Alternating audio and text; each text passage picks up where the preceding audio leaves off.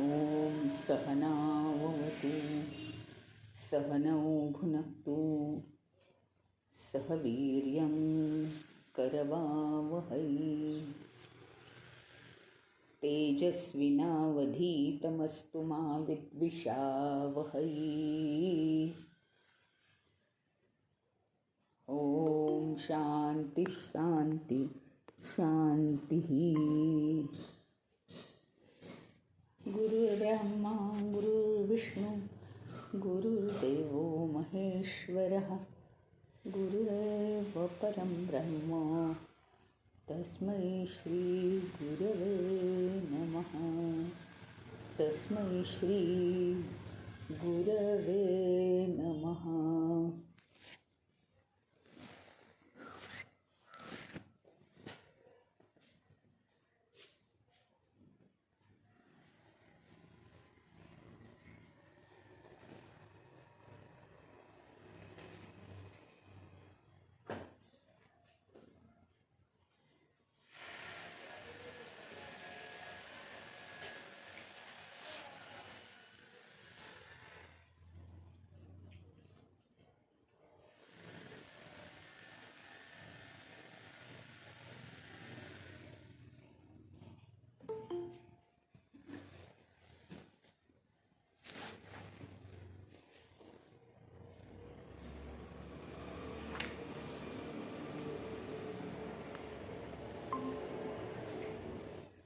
आपला विषय चालला आहे वेदांत. स्टडी ग्रुपचा विषय वेदांत.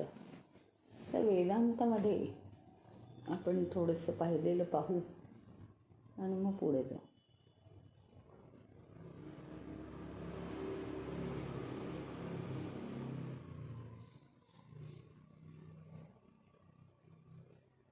जीवन म्हणजे काय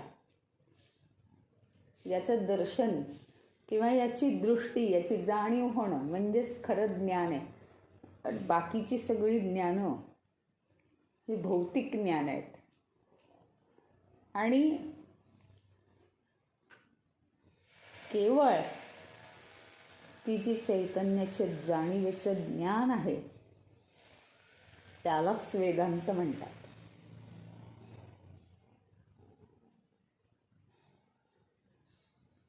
शब्देन विद्या उच्यते असं शंकराचार्य म्हणतात. केवळ शब्दांनी या जाणीवेचं ज्ञान लिहिलेलं ज्याच्यात आहे त्याला वेदांत म्हणतात. कारण मग ते शब्दात नाही आलं तर ते लोकांपर्यंत जाणार तरी कसं?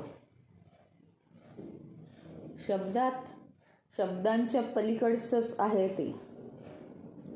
कोणत्याही शब्दात सांगितलं तर फक्त त्याचं एक्सप्लेनेशन दिलं आहे. ज्याप्रमाणे मिठाई कशी आहे, पांढरी आहे तर कशासारखी, साखरेसारखी, मग साखरेच्या दाण्यांसारखी आहे का तर ते नाही, मग कशासारखी, दुधासारखी, दूध द्रव्य आहे, दूध द्रव पदार्थ आहे पातळ, मिठाई घट्ट पदार्थ आहे. म्हणजे काहीही उदाहरणं इथे सूट होत नाहीत पण जवळ नेलं जातं त्यांच्या.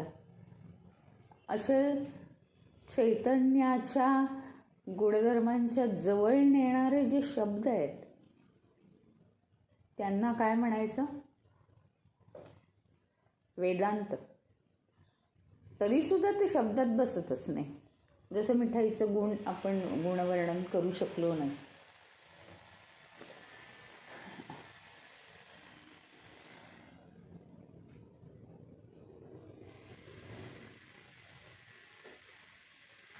या चैतन्याच्या ज्ञानाचंच नाव मुळी उपनिषद म्हणजेच वेदांत.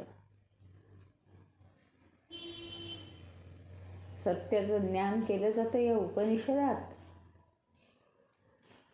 आणि प्रत्येक वेदाच्या अंती हे चॅप्टर्स आहेत. नंतर ते बाहेर काढले गेले. वेदाच्या अंती आहेत म्हणून वेदांत म्हणतात त्याला.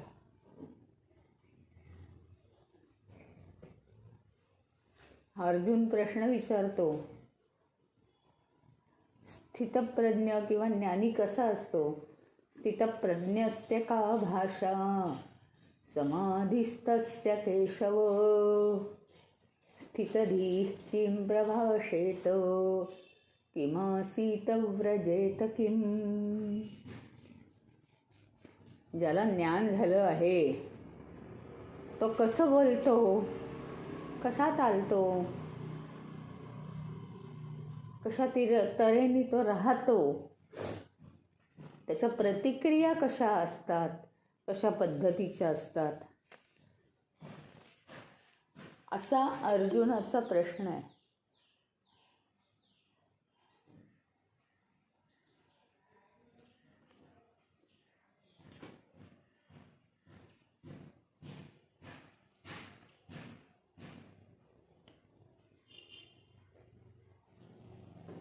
म्हणजे त्या अर्जुनाच्या या प्रश्नावरून आपलं लक्ष कुठे जातं? आमच्या जीवनाच्या प्रतिक्रिया काय आहेत, आम्ही कसे बोलतो, कोणत्या स्टँडर्डने आम्ही राहतो, कसे आम्ही चालतो, कसे आम्ही बोलतो, वाणी कशी आमची, प्रत्येकाशी वागण्याची आमची वाणी कशी आहे, समोर प्रत्येक मनुष्य ईश्वर आहे असं आम्ही बोलतोय का त्याच्याशी आदराने,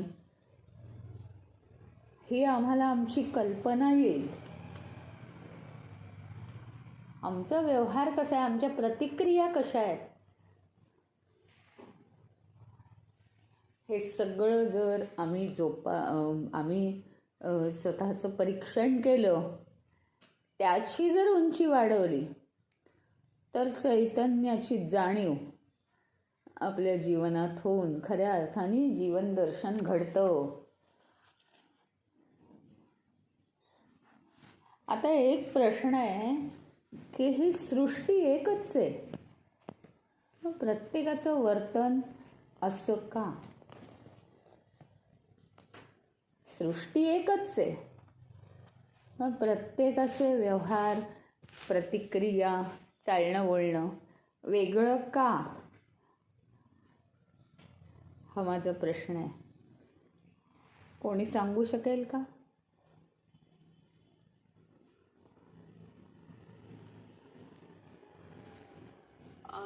विनाताई, हां, प्रत्येक व्यक्तीच्या वरती असणाऱ्या त्रिगुणांचा प्रभाव आणि त्याच्या ज्या वासना आहेत किंवा त्याचे जे पूर्वकर्म आहे त्याच्यानुसार त्याचं वागणं असू शकतं असं मला वाटतं. त्याच्यामुळे प्रत्येकाच्या वासना वेगळ्या, पूर्वसंस्कार वेगळे, म्हणून तो त्याचं सगळं चालणं बोलणं वेगळं आहे.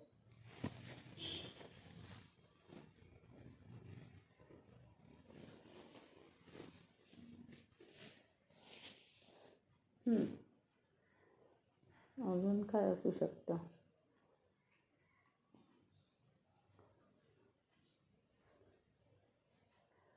अजून काय जन्मता स्वभाव पण हां तसा असेल तसं घडतं. तो स्वभाव कुठून येतो?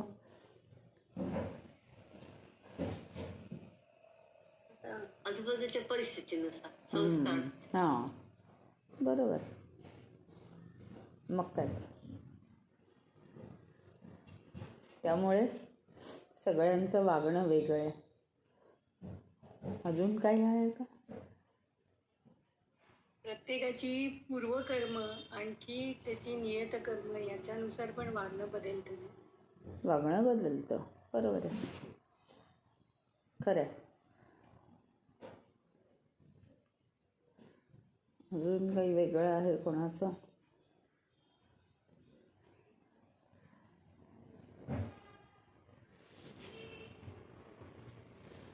मुळात हे तर आहेच, पण सगळ्यात मोठी मजा म्हणजे काय आहे की परमेश्वराला एन्जॉय करायचं होतं. विविधता हवी होती त्याला.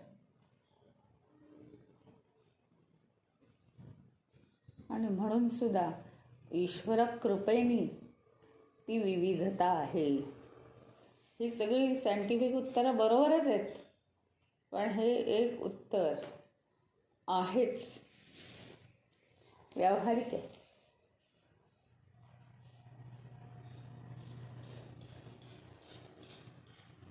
आणखीन एक महत्त्वाचं ह्याच्यात कारण असं आहे,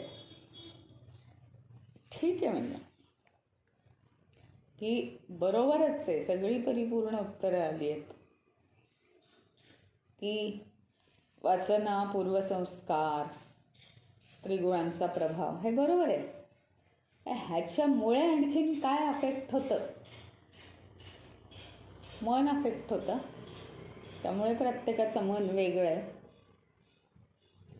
आणि बुद्धी जरी सगळ्यांना दिली असली तरी कोणी बुद्धीचा वापर करतं आणि कोणी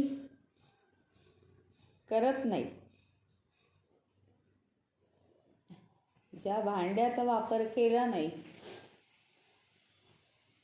तर पडून पडून तूळ खातं, खूप घासावं लागतं, स्वच्छ करावं लागतं.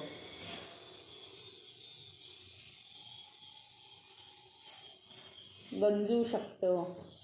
काय जे काय ते असेल ज्याचं भांडं, पात्र, तसं ते असणं.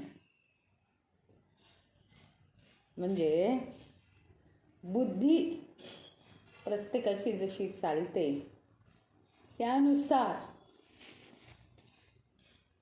सगळ्यांचं वागणं बोलणं बदलतं.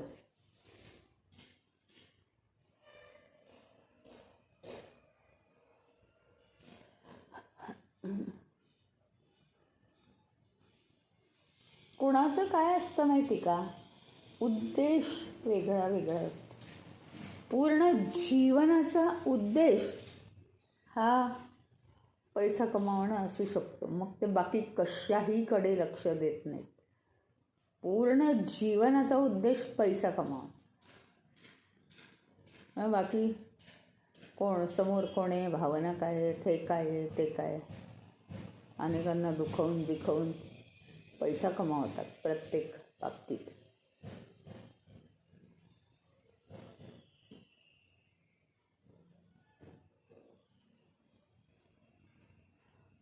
यात लक्ष घालणं आवश्यक आहे की आपल्या शेवटी जीवनाचं ध्येय काय. कोणी कॉम्पिटिशन करायला अगदी जीवापलीकडे कष्ट करतं. बिझनेसमध्ये म्हणा, परीक्षांमध्ये म्हणा, जीवापलीकडे कष्ट करतात. आणि दुसरा एखादा त्याचे काय प्रिन्सिपल आहेत आयुष्याची, तो म्हणतो मी फक्त ज्ञान घेण्यासाठी परीक्षा देत आहे. मार्क किती पडले, श्रेणी किती पडली, ह्याचा अर्थ ज्याला ज्ञान घ्यायचं आहे त्याला काय सी ग्रेड कधीच पडत नाही आयुष्यात. तो हुशारच असतो म्हणून त्याला ज्ञान घ्यायचं. ज्ञानपिपासू लोक कसे असतात, ते अगदी ज्ञान ग्रहण करण्याच्या मागे असतात. त्यामुळे मार्क त्यांना कधीच कमी पडत नाहीत. पण त्यांचं ध्येय काय आहे, मला ज्ञान हवं आहे. 2 मार्क दुसऱ्यापेक्षा कमी पडले तडफडाट होत नाही त्यांचं. आपण मागे राहणं, पुढे जाणं, हे जे कन्सेप्ट आहेत ते विसरून जातात.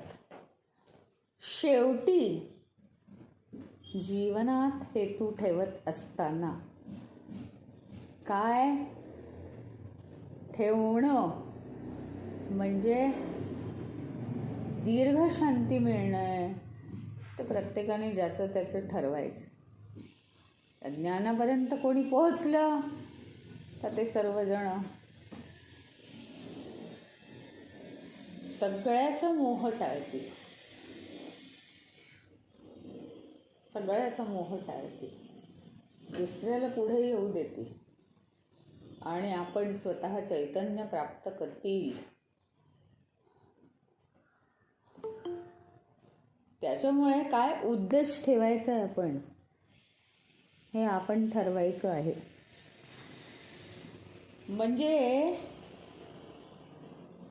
प्रत्येकाचं ध्येय हे काय आहे ह्याच्यावर सुद्धा प्रत्येकाचं आचरण, वागणं, बसणं, बोलणं, उठणं हे अवलंबून आहे. जीवनात माझा उद्देश काय? एखाद्याला कमी मार्क पडतात किंवा एखाद्याला बिझनेसमध्ये कमी पैसे मिळतात.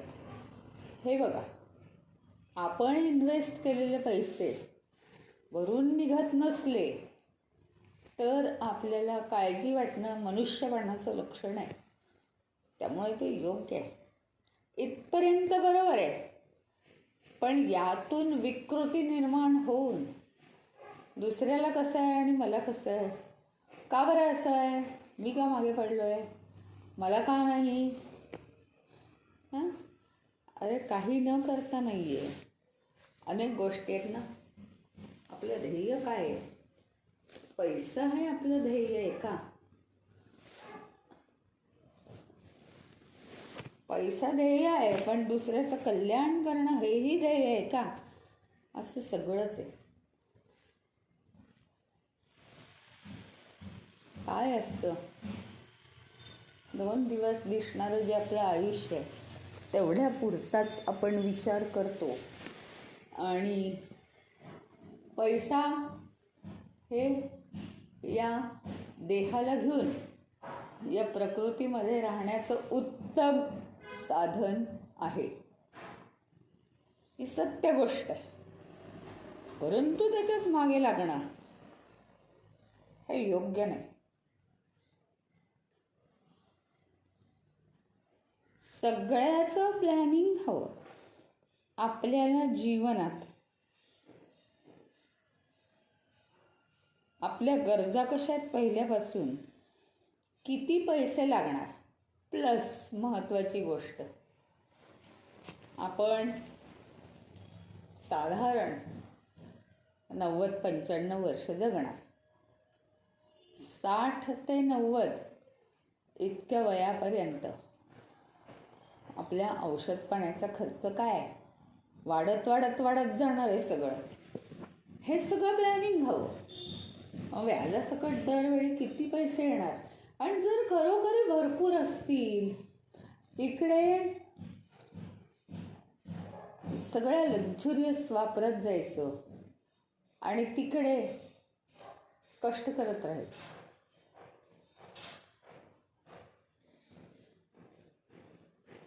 त्याच्यापेक्षा काय प्लॅनिंग करून एकदा कळलं आपल्याला की आपल्याकडे योग्य पैसा आहे पाहिजे तेवढा, त्याच्यापासून लांब होऊन ज्ञान कमवावं, स्वतःला सुरक्षित करावं आणि दुसऱ्याचं कल्याण करावं.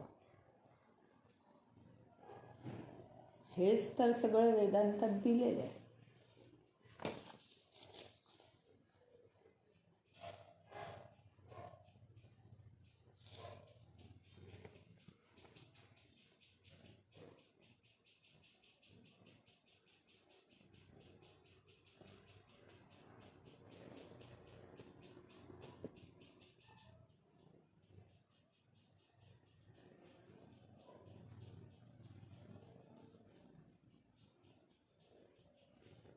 एखाद्याच्या डोक्यात जिथे तिथे जाऊन विचार येतो. कोणचा विचार येतो? एकच प्रकारचा विचार येतो. ते त्याचे संस्कार आहेत समजावं. म्हणजे काय आहे, ज्या विचाराशिवाय आपण राहूच शकत नाही तो आपला स्वभाव आहे. जिथे तिथे तो जातो एखादा मनुष्य, आणि जिथे तिथे काय चालली आहे चहाची टपरी, 1-2 वर्ष तर नुसतं चहावालाच व्हावं आपण, भरपूर पैसा मिळेल, अरे त्याचे कष्ट पण बघ तू. पण नाही, नंतर पुढे जातो, कपड्यांचं दुकान. दिवाळी होती, गर्दी लागली आहे तिथे. पण दसरा दिवाळी सोडून किंवा सण सोडून पूर्वी काय असायचं माहिती आहे? मोठ्या मोठ्या प्रत्येक सणांना, म्हणजे 3.5 मुहूर्तातले सण, असे मोठे मोठे सण, प्रत्येक सणाला कपडे आणायचे. पूर्वी असं होतं. आता आज काय आहे, जिथे दिसेल तिथे रस्त्यापासून ह्याच्यापर्यंत, मॉलपर्यंत कपडे मिळतात. आणि कधीही काही घेऊन या, आणि आता खूप कपडे झालेत म्हणतो आपण.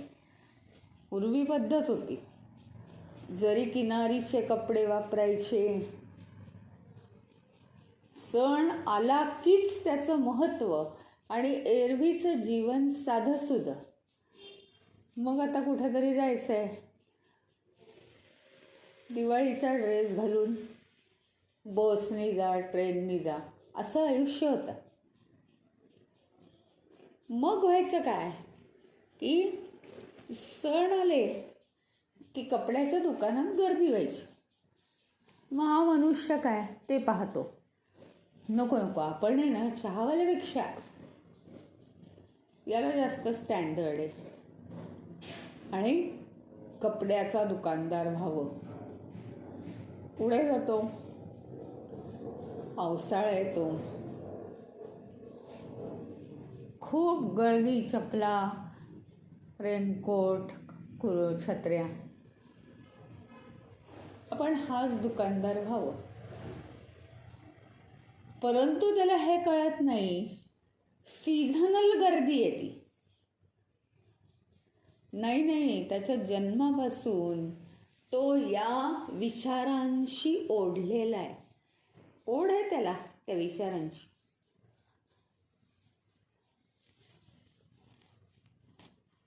अशी गंमत आहे.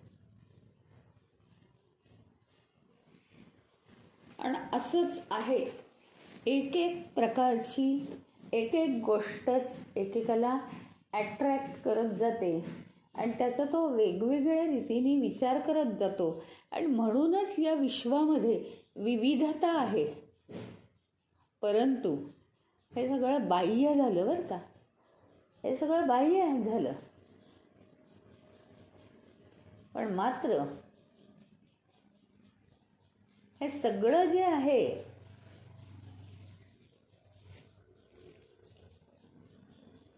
सगळ्या माणसांच्या ज्या प्रतिक्रिया आहेत त्या अगदी निम्न स्तराच्या आहेत, खालच्या स्तराच्या आहेत.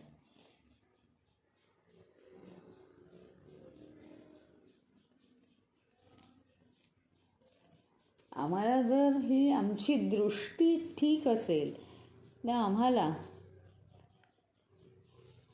हे सगळं विश्व सुंदर वाटायला लागतं, ही सृष्टी सुंदर वाटायला लागते.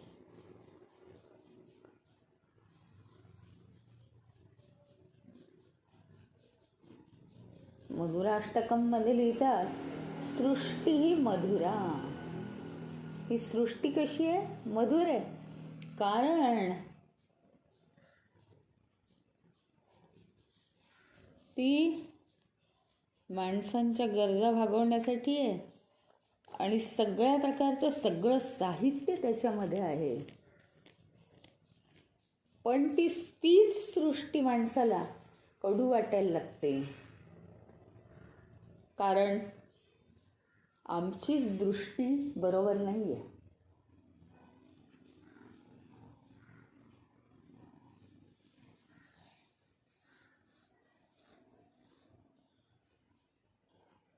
आमच्या जीवनात आमची दृष्टी जर चांगली, स्वच्छ, शुद्ध, पवित्र असेल तर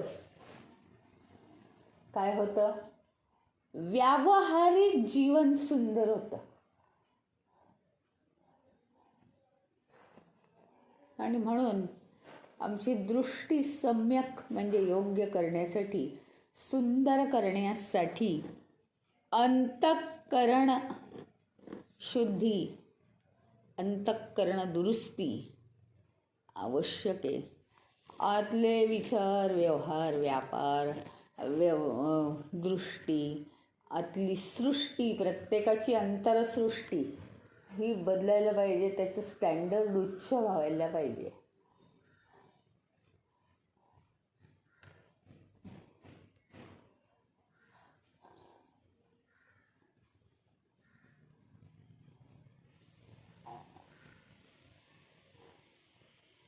आणि म्हणून वेदांताचे सिद्धांत आपण समजवून घ्यायला हवेत आपल्या जीवनात.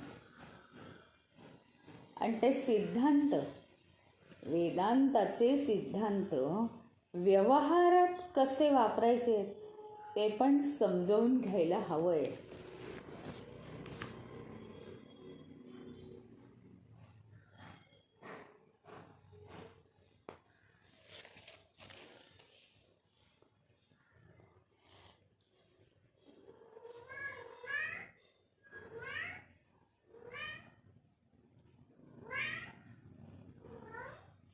या सृष्टीमध्ये एवढी विविधता आहे. प्रत्येकाची नावं वेगळी, रूपं वेगळी, वागणं वेगळं, बोलणं वेगळं, प्रत्येकाची ठेवण वेगळी, सगळं म्हणजे केस, नाक, हातपाय, सगळी ठेवण वेगळी.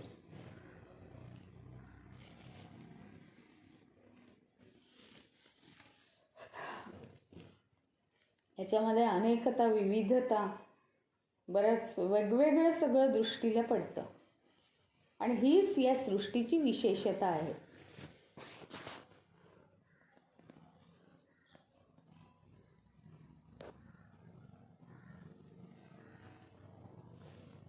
अनेक जी ही नावं, अनेक नावं आणि अनेक रूपं ही जी आपल्याला या सृष्टीमध्ये पाहायला मिळतात, ही जरी विविधता असली तरी आता एक वाक्य आठवेल, विविधता में एकता, है ना. म्हणजे काय, अनेक प्रकारचे सगळ्यांचे स्वभाव असले, नावं वेगवेगळी असली, हे जरी विविधता असली, सर्वांमध्ये एक कॉमन गोष्ट व्यापलेली आहे.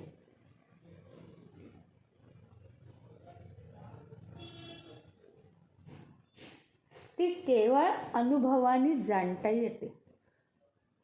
केवळ अनुभव.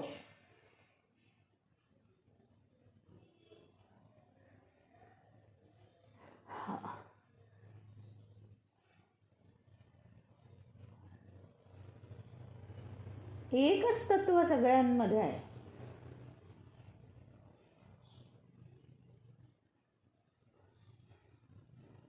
पण सगळ्यांचं जे वागणं बोलणं आहे ते वेगळं आहे.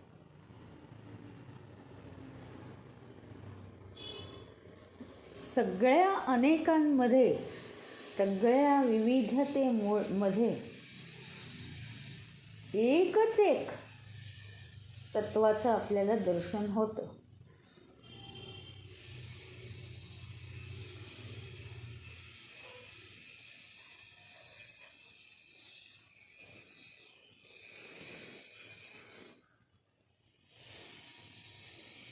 एकत्वाचं म्हणजे युनिटीचं एकच एक जाणीव, हे जेव्हा आपल्याला ज्ञान होतं,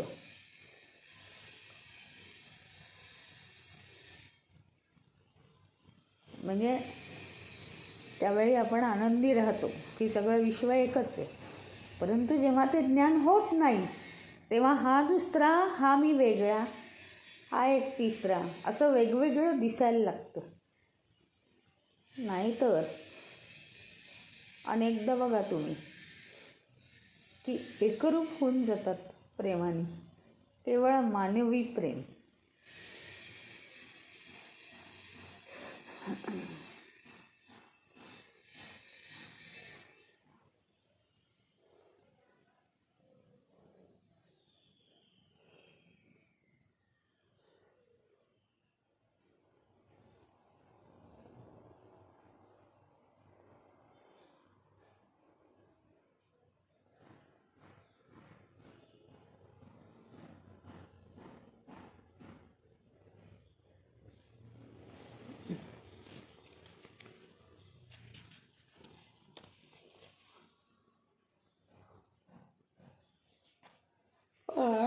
आपल्याला हे एकच एक जे जाणवतं ना, त्याची दृष्टी यावी लागेल आपल्याला.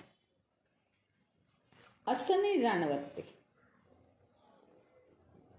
आपण म्हणताना किती सहज म्हणतो ना, सर्वां भूती परमेश्वर पहावा.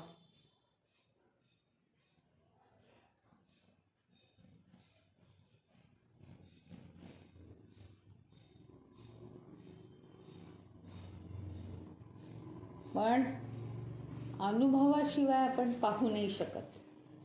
आणि पाहू नाही शकत म्हणून आता आपण दुसरा उपाय शोधलाय.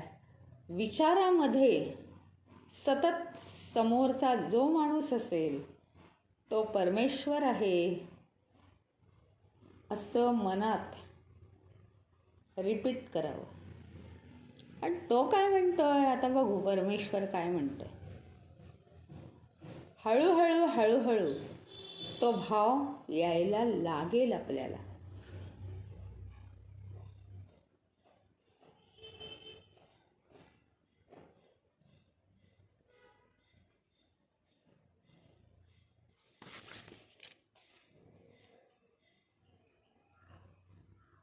एका कुटुंबात सुद्धा वेगवेगळे लोक असतात. जसं वडील, मुलगा, माता, पत्नी, नाही का, आई, पत्नी. शारीरिक पद्धतीने ते वेगळे आहेत, परंतु सगळ्यांचा भाव काय असतो? आम्ही एक परिवाराचे आहोत. आणि हा भाव असल्यामुळे हे आमचं कुटुंब आहे, ही आमची झोपण्याची खाण्याची जागा आहे, इथे आम्ही आराम करतो आणि कायम आमचं घर हेच आहे. या भावनेमुळे काय होतं? केवळ आपला एकच एक परिवार आहे आणि सगळ्यांविषयी प्रेम, ओढ, आपुलकी असं राहतं.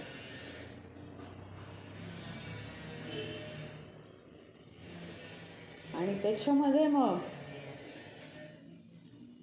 कायदे कानून यांची जरूर राहत नाही.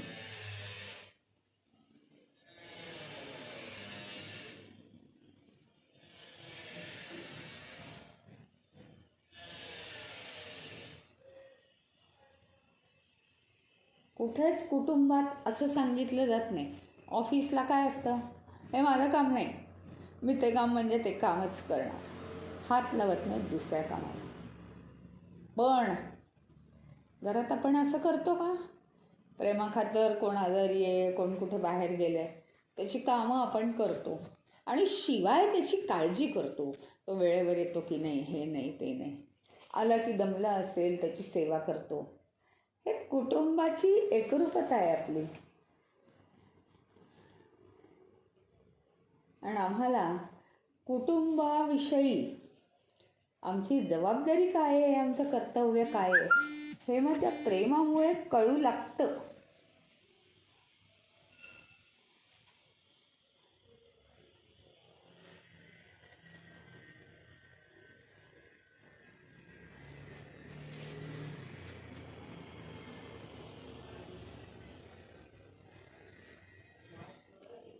जेव्हा आपल्याला वकील लागतो एखादी गोष्ट करायला, तेव्हा ती बाहेरची माणसं असतात आणि तू मी हा भाव असतो तिथे, तो घरच्या माणसांमध्ये नसतो.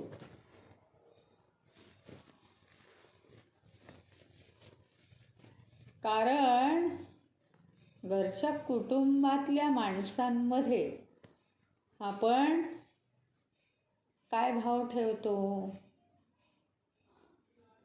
प्रत्येक कुटुंबातला माणूस हा परमेश्वर आहे हा इनडायरेक्टली भाव ठेवतो.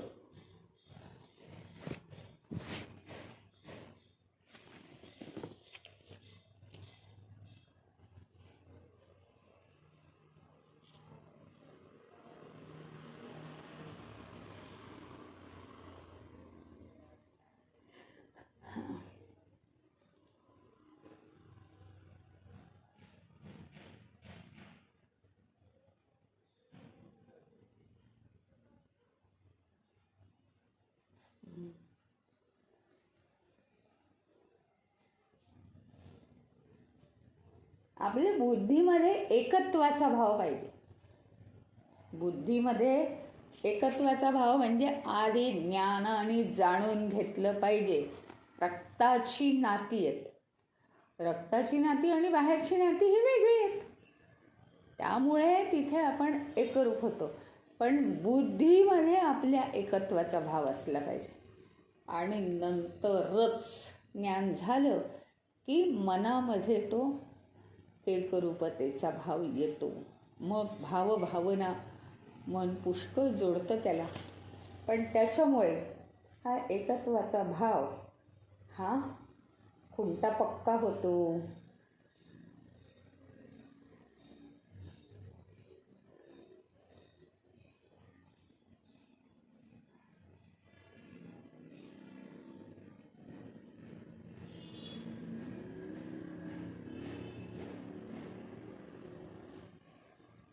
खरं म्हणजे काय आहे माहिती का,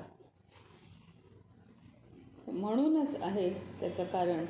आणि ते कारण तुम्हीच सांगाल की इतर धर्मांमध्ये आणि आपल्या स्वतःच्या धर्मामध्ये, आता इथे धर्म याचा अर्थ, धर्म म्हणजे पंथ, हिंदू, ख्रिश्चन, मुस्लिम, सीख,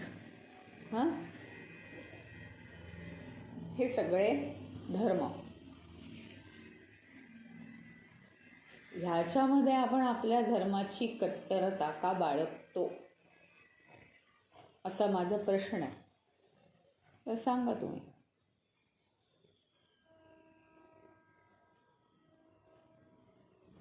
आवडेल का असं आपल्या घरात भर सणाच्या दिवशी पुराण वाचावं? मग प्रत्येक काही म्हणजे असं वेगळं घडलं की मग पुराण वाचलं म्हणून असं होतं आहे, असं होईल का? आता जवळ आणलं आहे तुम्हाला मी विषयाचा. मग सांगा, दुसऱ्या धर्माचा वापर आपण का करायचा नाही आहे?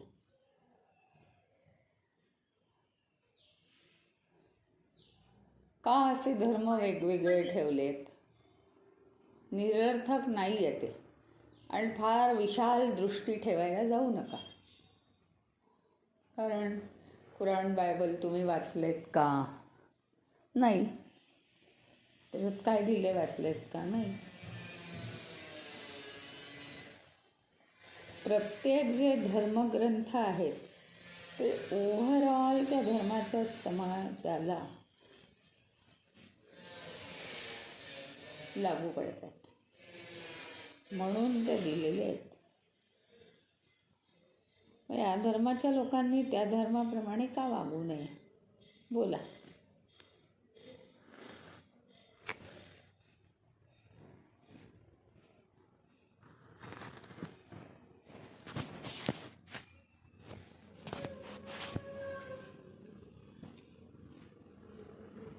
प्रश्न कळलाय का सगळ्यांना?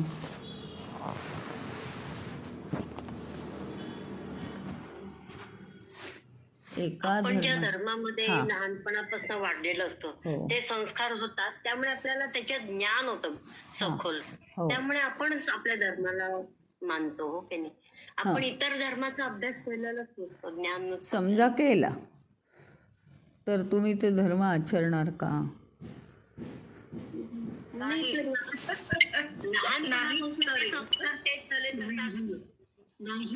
आचरणार. कारण आपल्यावर जन्मल्यापासून त्या धर्माचे संस्कार पडलेले असतात. तर आणि त्यामुळे ते आपल्या मनात आपला धर्म इतका पक्का झालेला असतो की आपल्याला दुसऱ्या धर्माविषयी ओढच लागत नाही. बघा, एकदम मुद्देसूद, 100पैकी 100. अजून दुसरी उत्तरं सांगा. किंवा असं म्हणता येईल की आपल्याला म्हणजे लहानपणापासून आपण आपल्याच धर्माच्या सर्व म्हणजे ज्ञान मिळवत असतो किंवा त्याच्याबद्दल आपल्याला अतिशय प्रेम निर्माण झालेलं असतं. तर जसं तुम्ही आता सांगितलं की एखाद्या कुटुंबामध्ये कसं प्रेम निर्माण होतं आणि त्याच्यामुळे तो कुठल्याही निस्वार्थ भावनेने तो एकमेकांना आपण मदत करतो. सहसा म्हणजे आपल्याला आपल्या धर्माबद्दल खूप प्रेम निर्माण झालेलं असतं, म्हणून आपण कदाचित त्याला म्हणजे चिटकून राहतो व दुसरं ह्याच्यात आपण जातच नाही, विचारही करत नाही. या व्यतिरिक्त कोणाला काही सांगायचं आयडिया नवीन आलेली असेल तर सांगा. छान, बोला. खरं तर सगळं विश्व हे वैविध्यतेनं नटलेलं आहे आणि त्याचप्रमाणे आपल्या व्यक्ती आणि त्या व्यक्तींप्रमाणेच व्यक्तींची राहणीमान आणि सगळ्याच गोष्टी आणि म्हणूनच कुठेतरी हे सगळं हे धर्मपंथ निर्माण करताना त्या गोष्टींचाही विचार झाला असा की तिथे वैविध्य असा हा प्रॅक्टिकल अप्रोच. आणि मगाशी तुम्ही म्हणाला की कुटुंबामध्ये व्यक्तींमध्ये आपुलकी आणि हे सगळं असतं, पण तसंच ते बाहेरही आपण तो एकत्वाचा भाव विकसायला पाहिजे.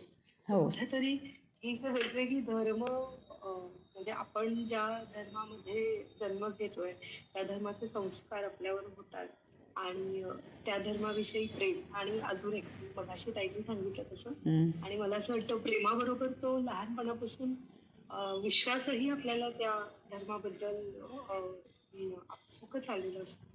आणि ते सगळं असताना सुद्धा इतर धर्म आपण म्हणजे खरं तर इतर मला असं पर्सनली वाटतं की सगळ्या धर्मांची शिकवण एकच आहे, पण आपण फार दुसऱ्या धर्माचं ज्ञान घेण्याच्या यामध्ये कष्टात पडत नाही, किंवा ते घेतलं तरी अगदी एखादा धर्म सोडून मी आता त्या धर्माला फॉलो करतो असं होत नाही.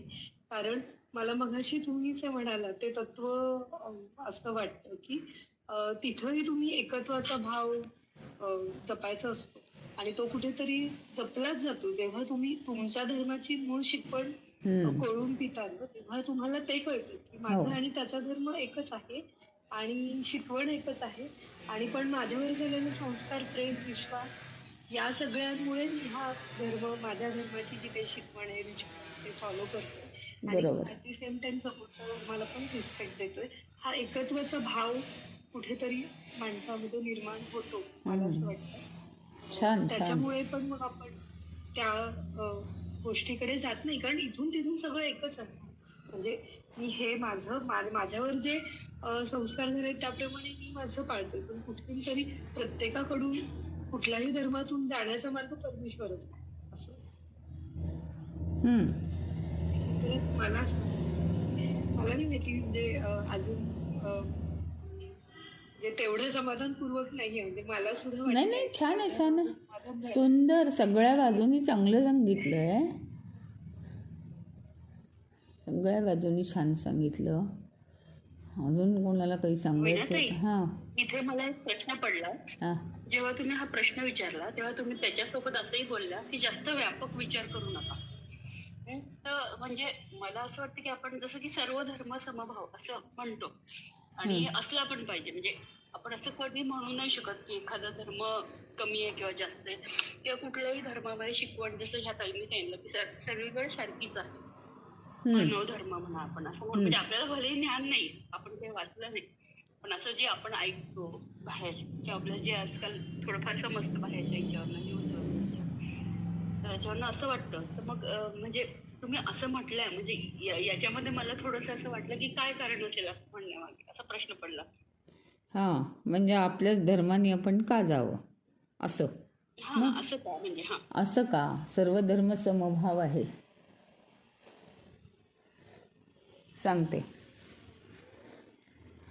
प्रश्न अतिशय सुंदर आहे की आपण आपले जे शेजारी आहेत ते कोण आहेत? पंजाबी आहेत, एक गुजराती आहेत, एक आणखीन कोणी आहेत, एक बंगाली आहेत. हे सगळं आहे बरं का. तर सर्वधर्म समभाव म्हणून आम्ही मैत्रिणी आहोत. एकमेकांना अडीअडचणीला मध्यरात्रीसुद्धा मदत करतो, आमच्या कुटुंबातल्या माणसांना घेऊन. पण बंगाली जे जेवण करतात ते आम्हाला जेवण चालेल, परवडेल का, म्हणजे जमेल का, याच्यात थोडासा भाव असा पण आहे. म्हणजे कुणीही वाईट वाटून घेऊ नका बरं का. प्रत्येकाची राहण्याची स्टाईल आहे, व्हेजिटेरियन नॉनव्हेज है ना. तर काय असतं, दुसऱ्यांना वाटतं की हे खूप मिळमिळीत जेवतात आणि यांना वाटतं हे का असं खातात, असं काहीतरी एक सामान्य भाव असतो का. आता म्हणे आम्हाला सवय नाही ना त्याची. किंवा गुजराती लोक जी साडी नेसतात तेच साडी त्याच प्रकारची आम्ही रोज नेसू का, आम्हाला सवय नाही आहे. किंवा आता ही संतोषी माता आमच्या इकडे आहे, गुजराती लोकांकडे पण आहे, पण गुजराती लोकांकडे त्याचे म्हणजे प्रोसेस ही अत्यंत वेगळी आहे. मग तशी पद्धत आम्हाला चालेल का.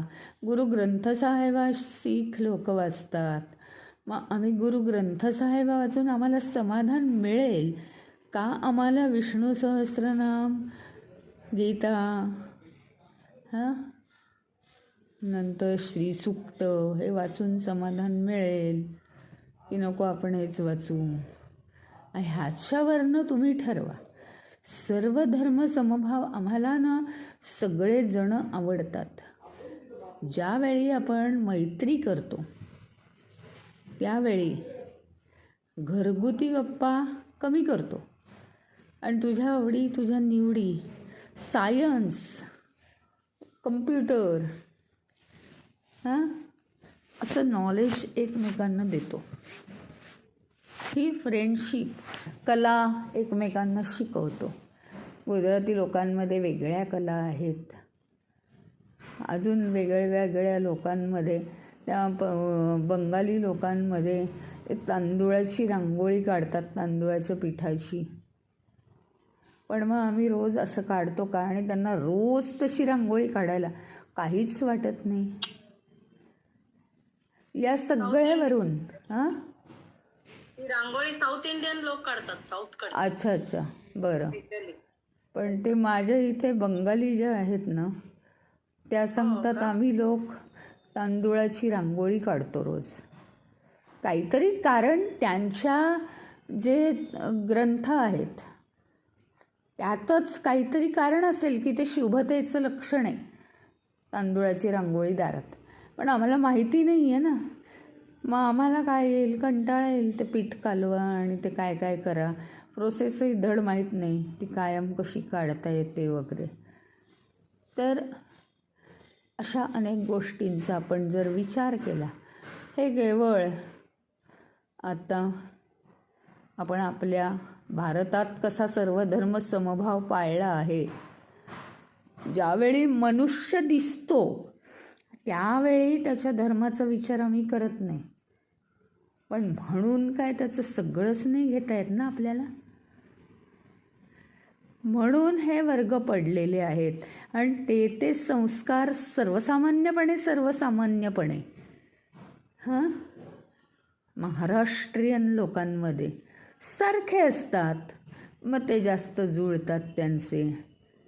सगळ्या हिंदी लोकांमध्ये, उत्तरेच्या भागातल्या, उत्तर भारत सगळे हिंदी लोक आहेत. दक्षिण भारत, तमिळ आणि सगळ्या कर्नाटक वगैरे अशा भाषा आहेत, तेलुगू. मग त्यांना ते एक विशिष्ट प्रकारचे जवळजवळचे संस्कार आहेत. आणि शिवाय आता हे हिंदू, ख्रिश्चन, शीख, ईसाई हे काय आहे, मोठे मोठे धर्म झाले. पण त्याच्यामध्ये आपल्याही लोकांमध्ये किती भाषा, किती धर्माचे, छोट्या छोट्या धर्मांचे लोक आहेत. त्यांच्या भाषेत त्यांना भाव वाटतो सगळा. कारण ते तसे संस्कार लहानपणापासूनच. काय लहानपण आलं कसं, पूर्वजन्मातूनच आलं. पूर्वसंस्कारातून हे जे आलेले चालत आलेले पारंपरिक संस्कार आहेत त्यांना विशिष्ट, आणि सगळं मॅग्नेटिझम आहे या जगात. म्हणजे तुम्हाला सांगू का की माझ्याकडे खूप पुस्तकं असतील तर खूप पुस्तकं येत राहतात. माझ्याकडे खूप पैसा असेल तर त्याला अट्रॅक्ट होऊन खूप पैसा येतो. हा या विश्वाचा नियम आहे. माझ्याकडे ज्या प्रकारचे संस्कार आहेत त्या संस्कारांशीच फक्त माझी अटॅचमेंट होते आणि त्या प्रकारचे संस्कार मला जास्त जोडले जातात. बस एवढं उत्तर आहे साधं. सर्वधर्म समभाव याचा अर्थ सारखा आपला हा बंगाली आहे, हा असा आहे, तो तसा आहे, आपण नाही बाबा जात त्या लोकांमध्ये. अरे आपल्याला त्यांचं काय आवडत नसेल तो प्रश्न नाही.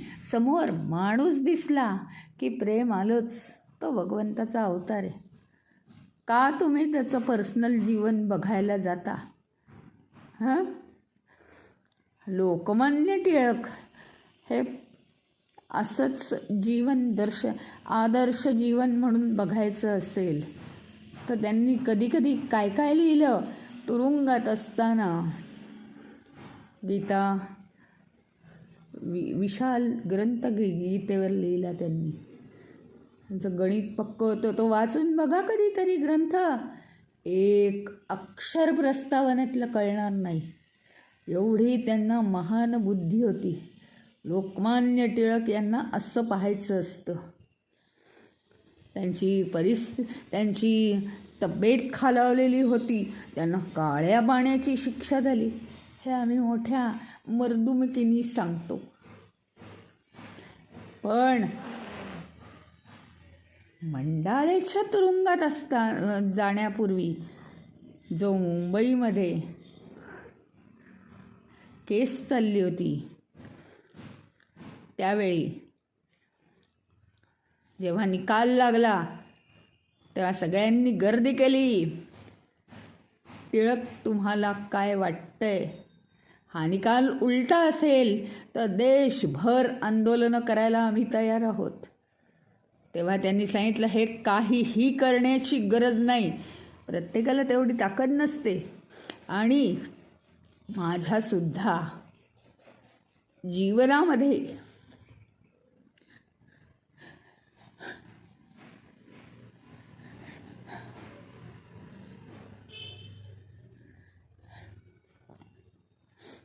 मी हाच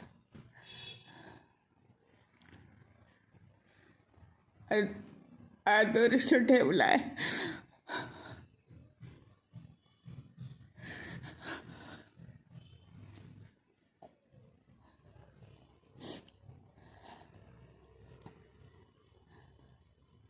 या संपूर्ण विश्वाला चालवणारी एक महान शक्ती आहे आणि ती सतत जागृत आहे. ती जर या न्यायासनापेक्षा, या न्यायालयापेक्षा श्रेष्ठ असेल आणि तिच्या मनात जर असेल की मी स्वतंत्र राहण्यापेक्षा स्वतंत्र राहून माझं चैतन्य रूप, जे चैतन्य शक्ती जी वापरली जातीये त्याच्यापेक्षा, मी स्वतंत्र राहण्यापेक्षा मी दुःख भोगल्यानीच कदाचित माझं कार्य फोफावेल, असं जर त्या परमेश्वरी शक्तीच्या मनात असेल तर मला हे मान्य आहे हा निकाल. बस हे खरं जीवन आहे.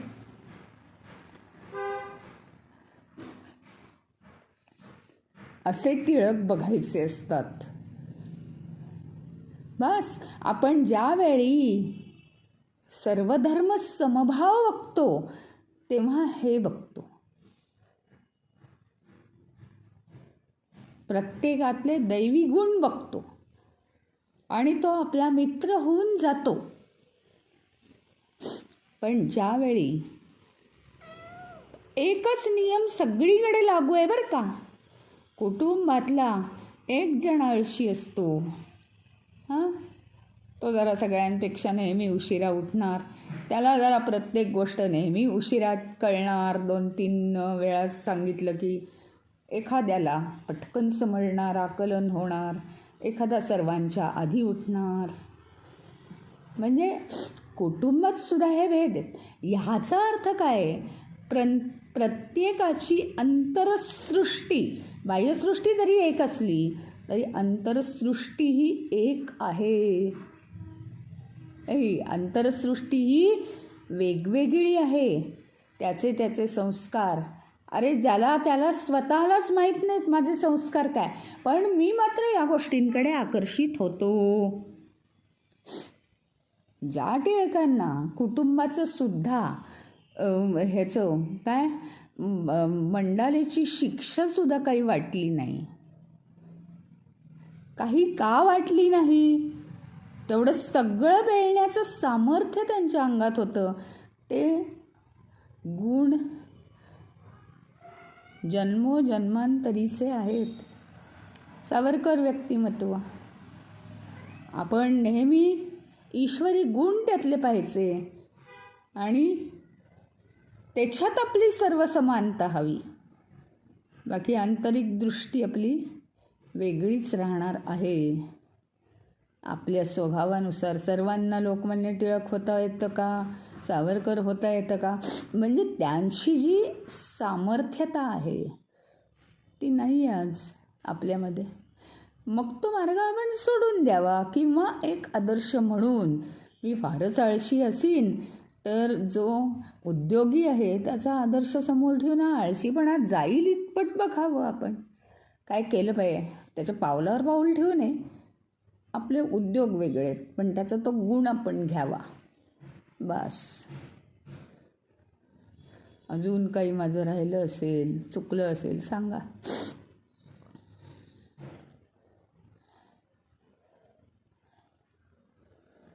पटलं नसेल, वेगळं वाटलं खूप सुंदर असेल. सांगितलं, खूप छान सांगितलं म्हणत आहे तुम्ही.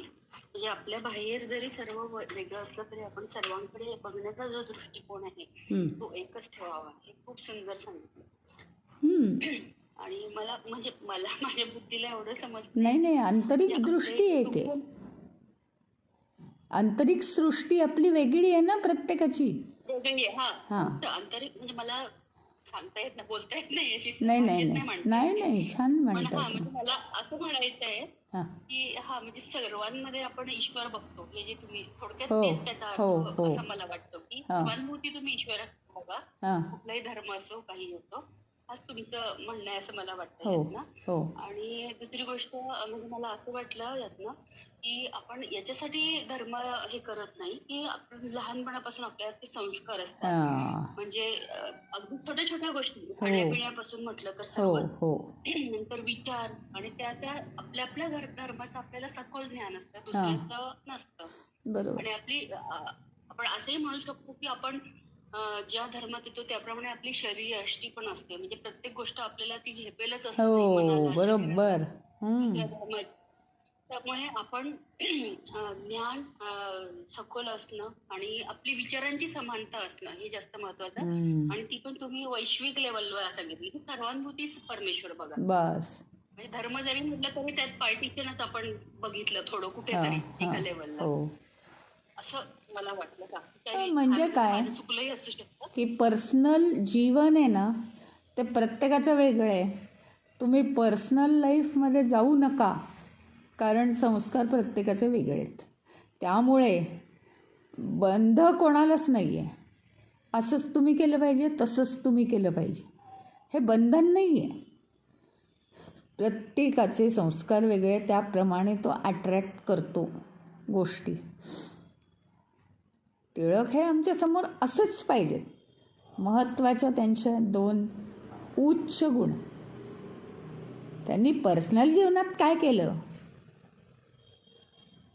हे बरोबर नाही. शिवरायांच्या घरात किंवा शिवरायांच्या बरोबर असलेल्या हिंदू लोकांची भांडणं आम्हाला काय करायची आहेत. त्यांनी हिंदू मुस्लिम भेदभाव होता.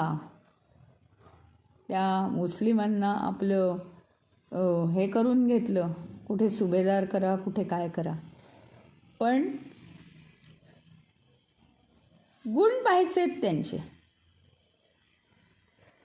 घरात भांडणं आणि मग त्यांना, त्यांच्या वडिलांना किती बायका होत्या आणि त्यांना किती बायका होत्या, हे नाही पाहायचं आपल्याला. आयुष्यात आपल्याला हे पाहायचंच नाही आहे.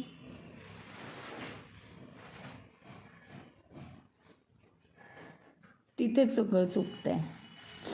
आपली दृष्टी तिथे बदलली पाहिजे.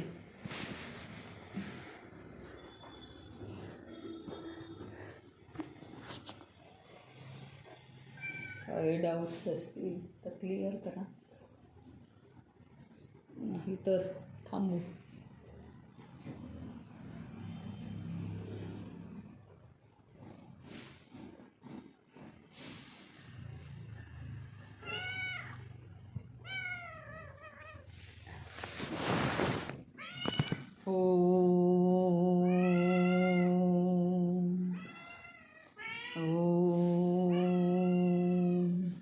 ओम पूर्णमदः पूर्णमिदं पूर्णात् पूर्णमुदच्यते पूर्णस्य पूर्णमादाय पूर्णमेवावशिष्यते.